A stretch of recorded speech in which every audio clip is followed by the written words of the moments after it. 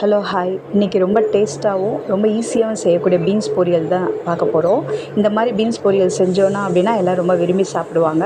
So பீன்ஸை நல்லா first clean பண்ணிவிட்டு இந்த மாதிரி குட்டி குட்டியாக கட் பண்ணி எடுத்திருக்கேன். அடுப்பை பற்ற வச்சு கடாயில் எண்ணெய் ஊற்றிக்கோங்க.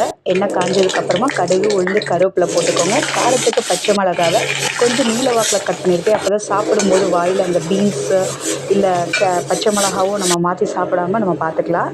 அதே மாதிரி ஒரு பெரிய வெங்காயத்தை குட்டி குட்டியாக கட் பண்ணி சேர்த்து நல்லா வதக்கியிருக்கேன். கட் பண்ணி வச்ச பீன்ஸை போட்டுக்கிறேன். ஒரு 2 to 3 மினிட்ஸ் இதில் அப்படியே மெதுவாக பரட்டி விடுங்க. அதுக்கப்புறம் இந்த பீன்ஸ் பொரியலுக்கு தேவையான அளவுக்கு உப்பு சேர்த்துக்கிறேன். ஒரு அரை டம்ளர் அளவுக்கு தண்ணி ஊற்றி இந்த பீன்ஸை வந்து அதில் வேக விடணும். நல்லா மூடி போட்டு வேக வச்சுருங்க.